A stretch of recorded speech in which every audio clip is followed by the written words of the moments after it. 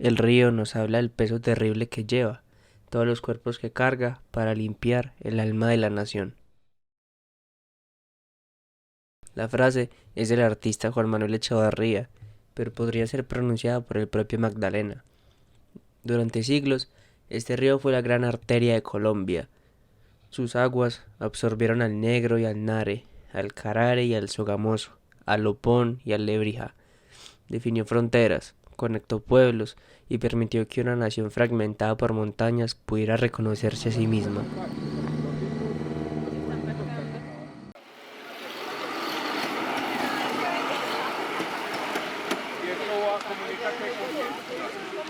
Allá miren fijamente dónde va a disminuir la velocidad dependiendo hacia dónde vaya, ¿cierto?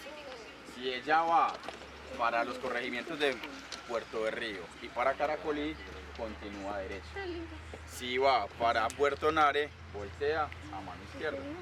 Ella normalmente disminuye la velocidad ahí porque ahí está el cambio de dirección. Entonces tienen que bajar y mover la palanca para que el riel se active.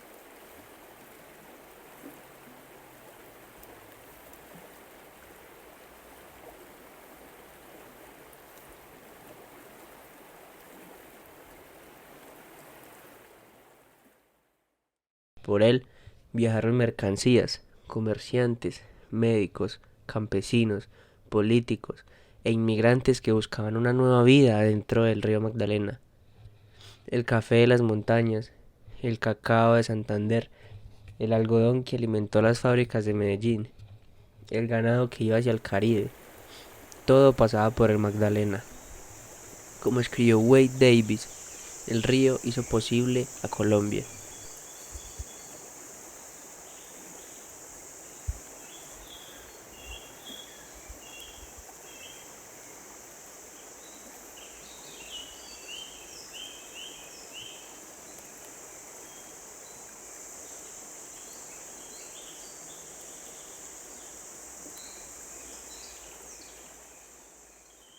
A sus orillas crecieron pueblos enteros, entre ellos Puerto Berrío, un puerto nacido para conectar a Antioquia con el resto del país, un lugar que durante décadas fue visto desde Medellín y Bogotá como una frontera lejana, una periferia habitada por comerciantes, leñateros, pescadores y colonos. Pero mientras el país hablaba de progreso, otra historia también se escribía en estas aguas. ¿No te gusta?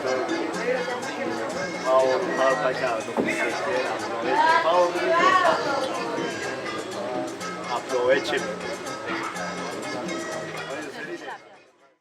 Todo el pueblo supo que el cura no quería que yo me hiciera cargo de la sal. Mucha gente fue hasta la casa del cura a hablar por mí, a dar recomendaciones, a pedirle que no dejara las benditas almas del purgatorio sin quien viera por ellos.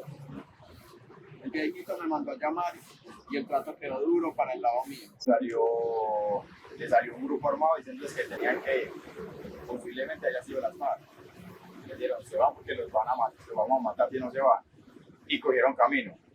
Y a mitad del camino había otro retén y ese retén fue el que finalizó con la vida de ellos. Ya ahí logra sobrevivir una persona, que fue la persona que logró hacer la denuncia y decir quién había sido realmente pues, como el encargado de toda esa masacre.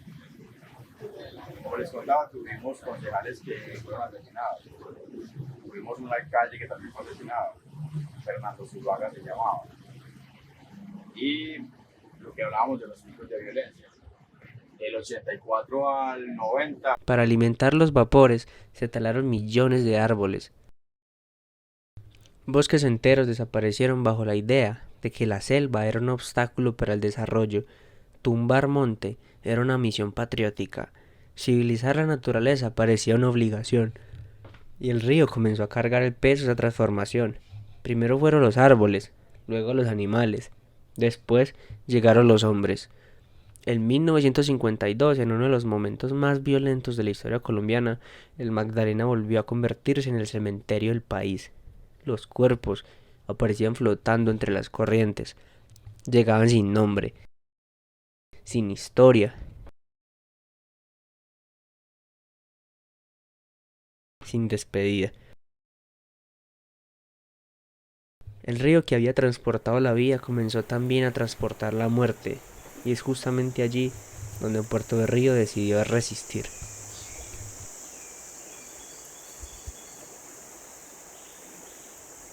Patricia Nieto cuenta que en este lugar ocurrió algo extraordinario. Los habitantes comenzaron a adoptar a los muertos sin nombre. Los llamaron escogidos.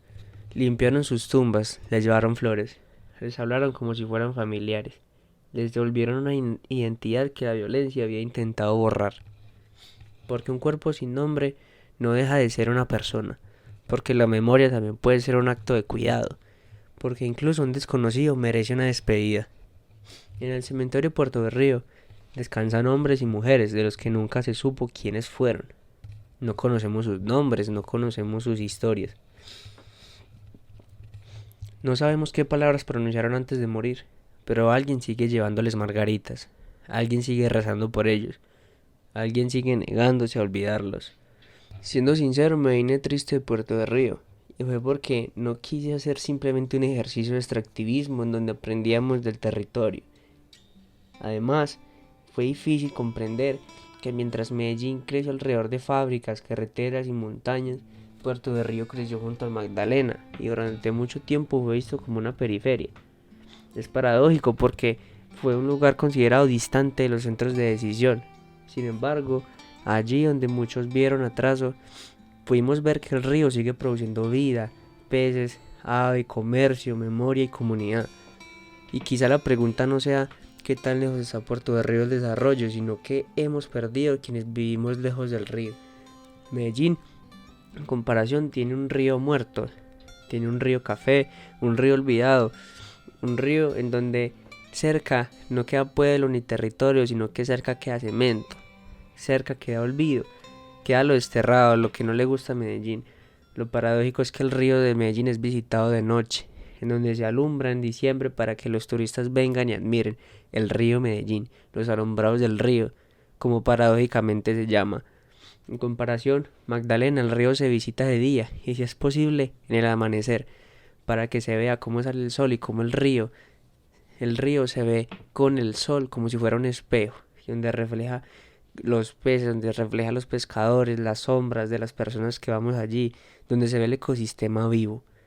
En realidad, no sabemos cuál es la paradoja del desarrollo, pero lo que estamos viendo es que según los olvidados, según Puerto de Río, que es un pueblo ajeno, periferia, me lleva una imagen contraria, me lleva la imagen de un pueblo vivo, resiliente, de un pueblo trabajador y luchador, y de un pueblo que el desarrollo, aunque poco lo está golpeando, espero que no, y que la perseverancia del pueblo resista ante la industrialización que avanza como una vorágine, como un ferrocarril, y donde pese a todo, la vida continúa abriéndose paso entre la corriente.